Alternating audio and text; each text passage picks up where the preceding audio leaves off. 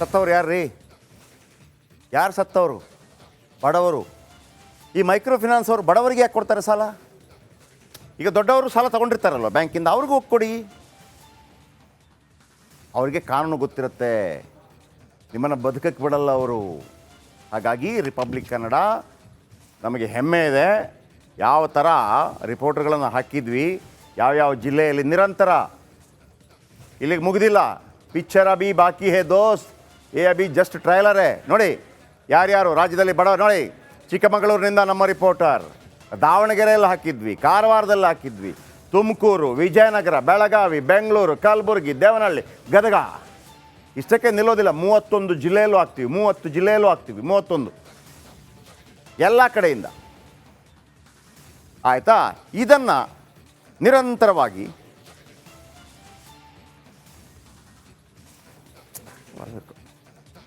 ಇದನ್ನು ನಿರಂತರವಾಗಿ ಸುದ್ದಿ ಮಾಡಿ ಮಾಡಿ ಮಾಡಿ ಮಾಡಿ ಸಿದ್ದರಾಮಯ್ಯನವರ ಗಮನಕ್ಕೆ ತಂದು ಹಿಂಗಾಗಿದೆ ಸರ್, ಕಿಡ್ನಿ ಮಾಡಿದೆ ಸರ್, ಆತ್ಮಹತ್ಯೆ ಮಾಡಿಕೊಂಡು ಸರ್, 25,000ಕ್ಕೆ ಸರ್, 4 ಲಕ್ಷಕ್ಕೆ 19 ಲಕ್ಷ ಹಾಕಿದ್ದಾನೆ ಸರ್. ಗೊತ್ತಾಗಬೇಕಲ್ಲ, ಅದರ ತೀವ್ರತೆ ಗೊತ್ತಾಗಬೇಕಲ್ಲ. ಸಿದ್ದರಾಮಯ್ಯನವ್ರಿಗೂ ಅರ್ಥ ಆಯಿತು. ಯಾಕಂದರೆ ಇದು ನಮ್ಮ ರಿಕ್ವೆಸ್ಟ್ ಆಗಿತ್ತು ಆರಂಭದಲ್ಲಿ. ಸಿದ್ದರಾಮಯ್ಯನವರೇ ಮಾಡಿ ಒಂದು ವೇಳೆ ಮಾಡದೇ ಇದ್ದರೆ ನಮ್ಮ ಲ್ಯಾಂಗ್ವೇಜ್ ಚೇಂಜ್ ಆಗ್ತಾಯಿತ್ತು. ಯಾಕ್ರಿ ಮುಖ್ಯಮಂತ್ರಿ ಆಗಿರ್ತೀರಾ ಅಂತಲೇ ಕೇಳ್ತಾ ಇದ್ವಿ. ಏನು ಅಹಿಂದ ಓಟ್ ತಗೊಂಡು ಮಾಡಿದ್ದಾದ್ರು ಏನು ಅಂತಲೇ ಕೇಳ್ತಾ ಇದ್ವಿ. ಅದಕ್ಕಿಂತ ಮೊದಲು ಸಿದ್ದರಾಮಯ್ಯನವರು ಮಾಡಿದ್ದಾರೆ, ಅದಕ್ಕಾಗಿ ಮೊದಲಿಗೆ ಥ್ಯಾಂಕ್ಸ್ ಹೇಳ್ತೀನಿ ಅವರಿಗೆ. ಆದರೆ ಅದು ತಲುಪಬೇಕು ಅವರಿಗೆ. ನೀವು ಪೇಪರಲ್ಲಿ ತೋರಿಸ್ಬಿಟ್ಟು ಮಾಡಿಲ್ವಾ ಅಲ್ಲ, ರಿಪೋರ್ಟರ್ ನಾನು ಮತ್ತೆ ಹಾಕ್ತೀನಿ 30 ಜನ. ಯಾವನಾದರೂ ಕಿರುಕುಳ ಕೊಟ್ಟರೆ ಸಂಬಂಧಪಟ್ಟ ಅಧಿಕಾರಿಗಳು ಒಂದು ಕೆಲಸ ಬಿಡಬೇಕು. ಇಲ್ಲ ಅಂತಂದರೆ ಅವನಿದಾನಲ್ಲ, ಯಾರು ಕಿರುಕುಳ ಕೊಡೋವನು, ನಾನು ಬಾಕಿದವ್ರ ಅವನು ಕೆಲಸ ಬಿಡಬೇಕು. ಇಬ್ಬರಲ್ಲಿ ಒಬ್ಬರು. ಬನ್ನಿ, ಏನಾಯಿತು? ನಾವು ಇಷ್ಟೆಲ್ಲ ಸುದ್ದಿ ಮಾಡಿದ ನಂತರ ರಿಪೋರ್ಟ್ ಏನು, ಇಂಪ್ಯಾಕ್ಟ್ ಏನು ನೋಡಿ.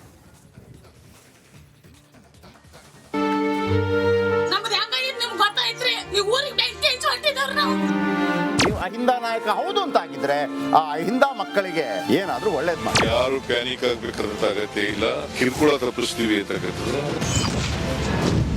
ರಿಪಬ್ಲಿಕ್ ಕನ್ನಡ ಸರಣಿ ವರದಿಗೆ ಎಚ್ಚೆತ್ತ ಸರ್ಕಾರ. ಇನ್ಮುಂದೆ ಬಲವಂತದ ಬಡ್ಡಿ ವಸೂಲಿಗೆ break.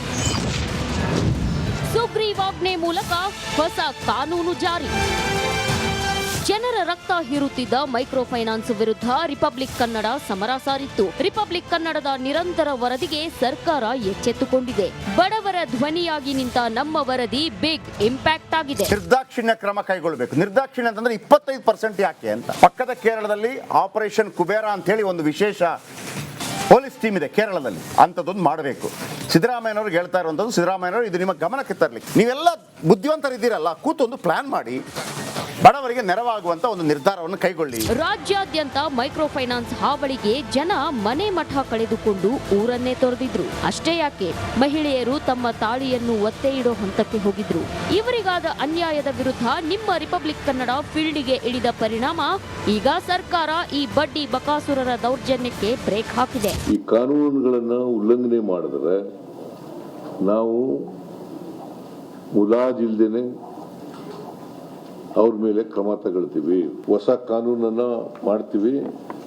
Only with an interest to give protection to the interest of the borrowers, genuine borrowers. ಮತ್ತೆ ಲೈಸೆನ್ಸ್ ಇಲ್ದೇನೆ ಯಾರು ಕೂಡ ಮನಿ ಲೆಂಡಿಂಗ್ ಮಾಡಕೂಡದು. ಪ್ರತಿ ಜಿಲ್ಲೆನಲ್ಲೂ ಕೂಡ ಜಿಲ್ಲಾಧಿಕಾರಿ ಕಚೇರಿಗಳಲ್ಲಿ ಒಂದು ಸಹಾಯವಾಣಿಯನ್ನ ತೆರೀತಕ್ಕಂಥ ಕೆಲಸವನ್ನು ಮಾಡಬೇಕು ಅಂತ ಹೇಳಿದೀವಿ. ಅಲ್ಲಿ ದೂರುಗಳನ್ನು ಕೊಡಬಹುದು. ಇನ್ನು ಸಿದ್ದು ಸರ್ಕಾರ ಕೈಗೊಂಡಿರೋ ಪ್ರಮುಖ ನಿರ್ಧಾರಗಳೇನು ಅಂತ ನೋಡೋದಾದ್ರೆ, ಇಂಪ್ಯಾಕ್ಟ್ 1, ಸುಗ್ರೀವಾಜ್ಞೆ ಮೂಲಕ ಹೊಸ ಕಾನೂನು ಜಾರಿ. ಇಂಪ್ಯಾಕ್ಟ್ 2, ಸಂಜೆ 5 ಗಂಟೆ ನಂತರ ವಸೂಲಿ ಮಾಡುವಂತಿಲ್ಲ. ಇಂಪ್ಯಾಕ್ಟ್ 3, ವಸೂಲಿ ಮಾಡುವಾಗ ಕಿರುಕುಳ ಕೊಡಂಗಿಲ್ಲ. ಇಂಪ್ಯಾಕ್ಟ್ 4, ಸಾಲ ವಸೂಲಿಗೆ ರೌಡಿಗಳನ್ನ ಬಳಸಬಾರದು. ಇಂಪ್ಯಾಕ್ಟ್ 5, RBI ನಿಯಮಗಳನ್ನ ಪಾಲಿಸಲೇಬೇಕು. ಇಂಪ್ಯಾಕ್ಟ್ 6, ಹೆಚ್ಚಿನ ಬಡ್ಡಿಗೆ ಯಾರು ಸಾಲ ಕೊಡಬಾರದು. ಇಂಪ್ಯಾಕ್ಟ್ 7, ಆಯಾ ಜಿಲ್ಲೆಗಳ DC ಕಚೇರಿಯಲ್ಲಿಯೇ ಸಹಾಯವಾಣಿ. ಇಂಪ್ಯಾಕ್ಟ್ 8, ಫೈನಾನ್ಸ್ನವರು ಕಿರುಕುಳ ಕೊಟ್ರೆ ದೂರು ನೀಡಬಹುದು. ಇಂಪ್ಯಾಕ್ಟ್ 9, ಕಿರುಕುಳ ನೀಡಿದ್ರೆ ಸ್ವಯಂ ಪ್ರೇರಿತ ಕೇಸ್ ದಾಖಲು. ಇಂಪ್ಯಾಕ್ಟ್ 10 ಹೊಸ ಕಾನೂನು ಮಾಡಿ ಫೈನಾನ್ಸ್ ಕಿರುಕುಳಕ್ಕೆ ಬ್ರೇಕ್. ಇಂಪ್ಯಾಕ್ಟ್ 11 ಒಬ್ಬರಿಗೆ 3 ಬಾರಿಗಿಂತ ಹೆಚ್ಚು ಸಾಲ ಕೊಡುವಂತಿಲ್ಲ. ಇಂಪ್ಯಾಕ್ಟ್ 12 RBI ಪ್ರಕಾರ 17% ಮಾತ್ರ ಬಡ್ಡಿ ತೆಗೆದುಕೊಳ್ಳಬೇಕು. ಇಂಪ್ಯಾಕ್ಟ್ 13 20% 29% ಬಡ್ಡಿ ತೆಗೆದುಕೊಳ್ಳುವುದಕ್ಕೆ ಬ್ರೇಕ್. ಇಂಪ್ಯಾಕ್ಟ್ 14 ಹೆಚ್ಚಿನ ಬಡ್ಡಿ ಬಗ್ಗೆ ಕೇಂದ್ರ ಸರ್ಕಾರಕ್ಕೆ ರಾಜ್ಯ ಸರ್ಕಾರ ಮಾಹಿತಿ. ಹೀಗೆ ನಮ್ಮ ವರದಿ ಸರ್ಕಾರದ ಕಣ್ತೆರೆಸಿದ್ದು ನೊಂದವರ ಕಣ್ಣೀರು ಒರೆಸೋ ಕೆಲಸ ಮಾಡಿದೆ. Bureau report, public Kannada. ಸತ್ತವ್ರು ಯಾರ್ರೀ? ಯಾರು ಸತ್ತವರು? ಬಡವರು. ಈ ಮೈಕ್ರೋ ಫಿನಾನ್ಸ್ ಅವರು ಬಡವರಿಗೆ ಯಾಕೆ ಕೊಡ್ತಾರೆ ಸಾಲ? ಈಗ ದೊಡ್ಡವರು ಸಾಲ ತಗೊಂಡಿರ್ತಾರಲ್ವ ಬ್ಯಾಂಕಿಂದ, ಅವ್ರಿಗೂ ಹೋಗಿ ಕೊಡಿ. ಅವ್ರಿಗೆ ಕಾನೂನು ಗೊತ್ತಿರುತ್ತೆ, ನಿಮ್ಮನ್ನು ಬದುಕಕ್ಕೆ ಬಿಡಲ್ಲ ಅವರು. ಹಾಗಾಗಿ ರಿಪಬ್ಲಿಕ್ ಕನ್ನಡ ನಮಗೆ ಹೆಮ್ಮೆ ಇದೆ. ಯಾವ ಥರ ರಿಪೋರ್ಟ್ಗಳನ್ನು ಹಾಕಿದ್ವಿ, ಯಾವ್ಯಾವ ಜಿಲ್ಲೆಯಲ್ಲಿ ನಿರಂತರ. ಇಲ್ಲಿಗೆ ಮುಗಿದಿಲ್ಲ, ಪಿಕ್ಚರ್ ಅಭಿ ಬಾಕಿ ಹೇ ದೋಸ್ತ್, ಏ ಅಭಿ ಜಸ್ಟ್ ಟ್ರೈಲರೇ. ನೋಡಿ ಯಾರ್ಯಾರು ರಾಜ್ಯದಲ್ಲಿ ಬಡವರು. ನೋಡಿ, ಚಿಕ್ಕಮಗಳೂರಿನಿಂದ ನಮ್ಮ ರಿಪೋರ್ಟರ್, ದಾವಣಗೆರೆಯಲ್ಲಿ ಹಾಕಿದ್ವಿ, ಕಾರವಾರದಲ್ಲಿ ಹಾಕಿದ್ವಿ, ತುಮಕೂರು, ವಿಜಯನಗರ, ಬೆಳಗಾವಿ, ಬೆಂಗಳೂರು, ಕಲಬುರಗಿ, ದೇವನಹಳ್ಳಿ, ಗದಗ. ಇಷ್ಟಕ್ಕೆ ನಿಲ್ಲೋದಿಲ್ಲ, 31 ಜಿಲ್ಲೆಯಲ್ಲೂ ಹಾಕ್ತೀವಿ, 30 ಜಿಲ್ಲೆಯಲ್ಲೂ ಹಾಕ್ತೀವಿ, 31 ಎಲ್ಲ ಕಡೆಯಿಂದ. ಆಯಿತಾ?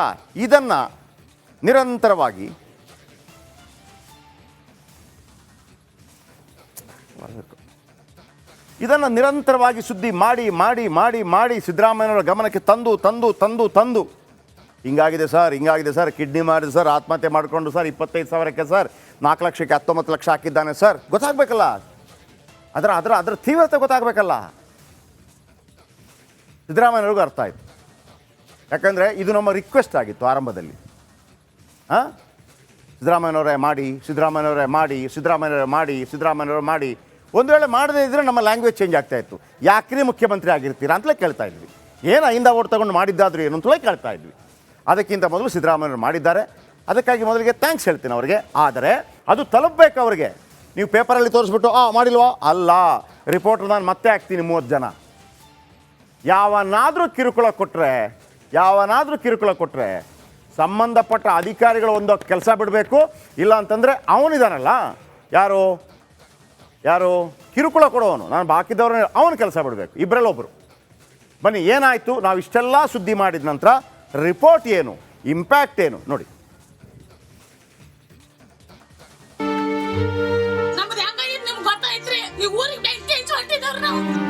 ನೀವು ಅಹಿಂದ ನಾಯಕ ಹೌದು ಅಂತ ಆಗಿದ್ರೆ ಆ ಅಹಿಂದ ಮಕ್ಕಳಿಗೆ ಏನಾದರೂ ಒಳ್ಳೇದು ಮಾಡಿ. ಯಾರು ಪ್ಯಾನಿಕ್ ಆಗ್ಬೇಕಾದಂತ ಅಗತ್ಯ ಇಲ್ಲ, ಕಿರುಕುಳ ತಪ್ಪಿಸ್ತೀವಿ ಅಂತ.